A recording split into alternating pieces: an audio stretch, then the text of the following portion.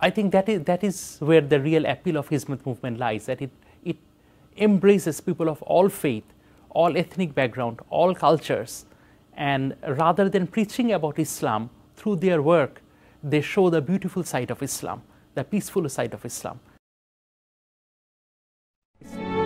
Essays. I was impressed with the message.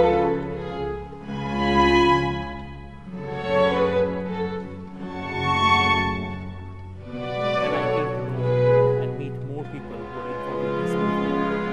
Then in 2010, some of my friends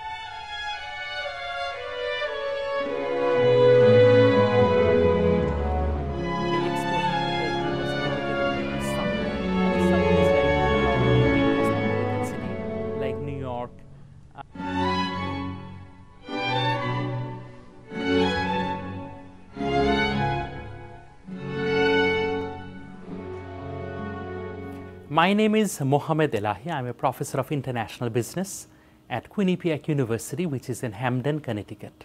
I first came to know about this movement when I made a trip to Turkey back in 2006. I had a conference in Istanbul and Izmir. I went to those places and I met some people who were actually visiting one of my friends who is from Turkey, and my friend told me about this movement, told me about their activities, and I was really impressed. I've never seen any such movement in any other Muslim countries, and that is how I came to learn about Hizmet movement.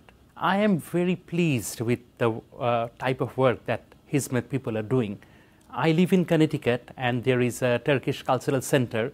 A lot of people at the Turkish Cultural Center are involved with the Hizmet movement. They are promoting Turkish culture, Turkish cuisine. They are engaging in different types of philanthropic work. They are providing assistance to victims of natural disasters. They are also promoting education. So they are doing a lot of good work that unfortunately hardly any other groups, any other Muslim countries are doing. I personally believe that Mr. Fethullah Gulen will be considered in the future as one of the foremost thinkers and philosophers of Islam in the late 20th and early 21st century.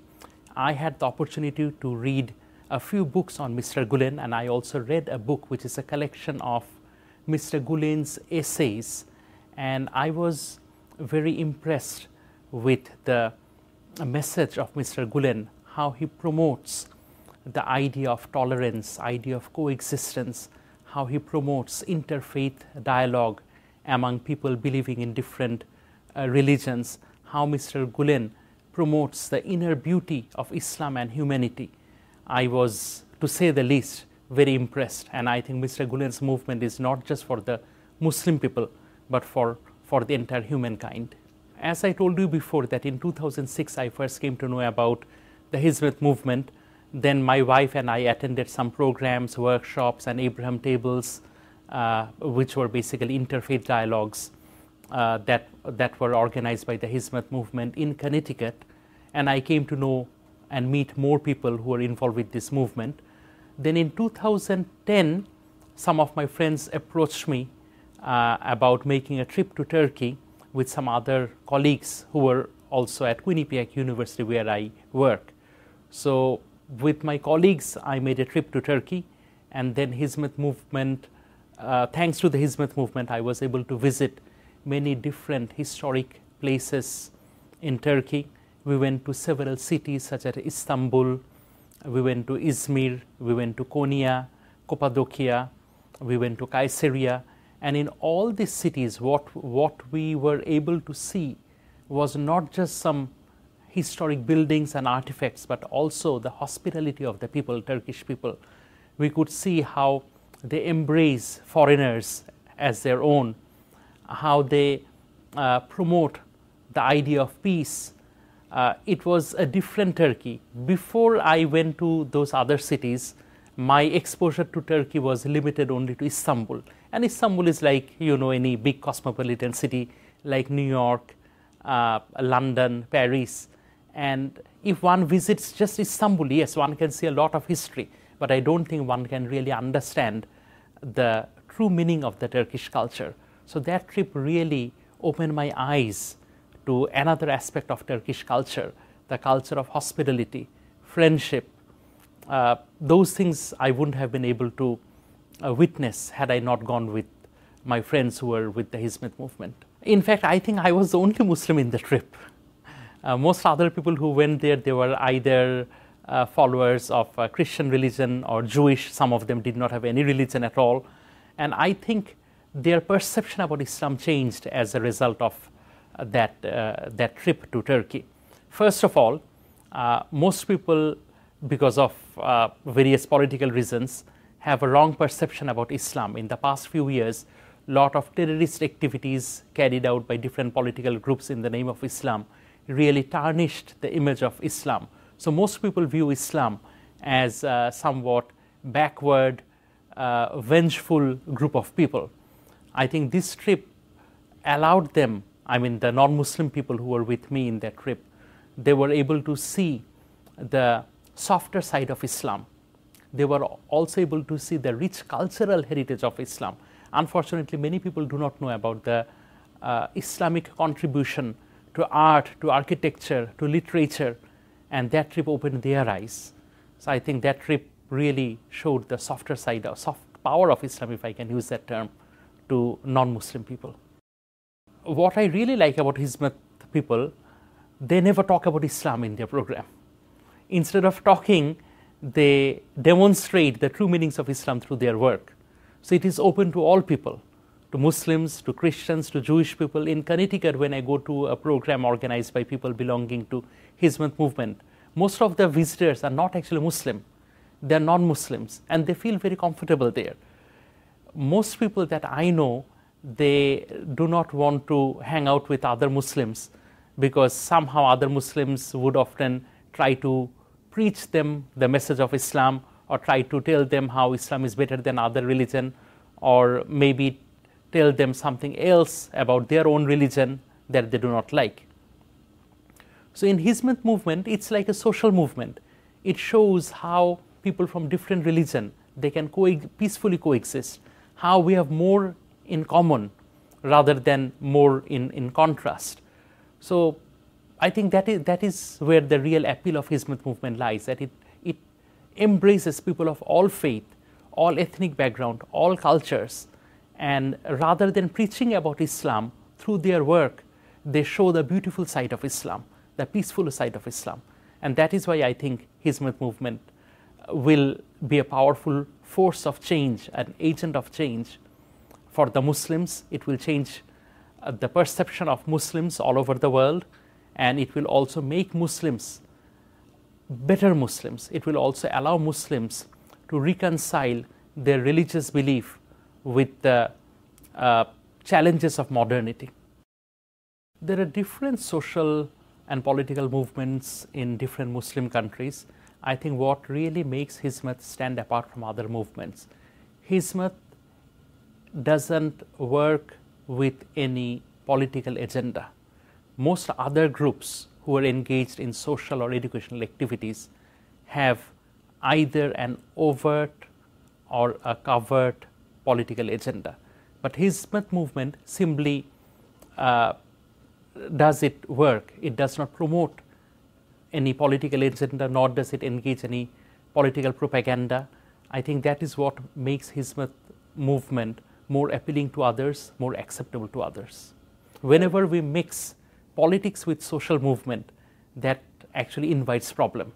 We live in a world where only about 20% people are Muslims. So when 4 out of 5 people are non-Muslims, we have to find a way to reach out to them. Nowadays, when people are always changing their nationalities, they are immigrating to different countries, almost every single society is becoming more pluralistic, more diverse. So in this diverse, pluralistic world, we should not expect that we will be mixing only with the Muslims.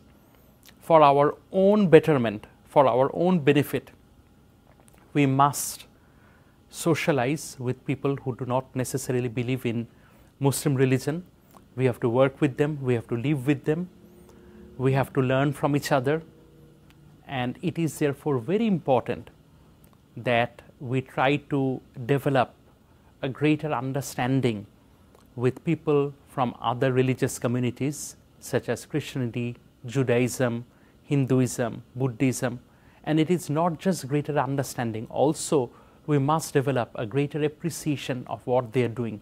If we learn how to respect them, then they will also respect us. It definitely benefits Muslim people, because when Muslim people become more acceptable to others, then Muslim people would thrive in non-Muslim societies. If we look at some of the largest Muslim population and where they live, we'll find they live in non-Muslim countries. For example, after Indonesia, the largest Muslim population live in India, which is a non-Muslim country. In India, about 80% people are Hindu, only about 15% are Muslims. And in India, Muslim people are not necessarily treated well by their Hindu brethren. If the image of Islam is improved, if Muslim people have better understanding with people from other religion, and in the context of India, if they have better relationship with Hindu people, naturally Muslim people would be doing better in the society in terms of education, in terms of job, in terms of their upper mobility in the society. If we look at Europe, a large number of Muslim population from former European colonies, former British colonies, French colonies, they are immigrating to England, to France. There are also a large Muslim population in Spain coming from North Africa. So these people are living in countries which are not Muslim. And unfortunately in Europe, Muslims do not have, people do not have a good impression about Muslim people. So if there is greater understanding between Christian and Muslims, Muslim people would have greater acceptability in Europe. Now people do not want to give Muslim people jobs. People do not want to rent their house to Muslim people. So Muslim people face some practical problems. In the USA also, I remember before September 11, when American people did not know much about Islam, they didn't really care much what your background is, what your religious identity is. But after September 11, they started paying more attention. And many Muslims suffered discrimination. And in order to end those discrimination, and if not end, at least to minimize those discriminations, we need to have better understanding with people of other faith, other religion, so that they know who we are, what we represent. They know that we are not a threat to their way of life. And the sooner we can achieve that understanding, the better off we will be. By we, I mean the Muslims. It is absolutely necessary that Muslims reach out to other non-Muslims and engage in interfaith dialogue. 1/3 of total Muslims in the world live in countries which are non-Muslim. Hizmet movement teach us how to talk together, how to talk together, how to share our view, to talk about issues without using violent ways, without using violent words. I think that's a very good thing. I think Hizmet movement is the first Islamic movement that has been trying to spread education globally, not just in Muslim countries, but all over the world. And I think it has been very successful.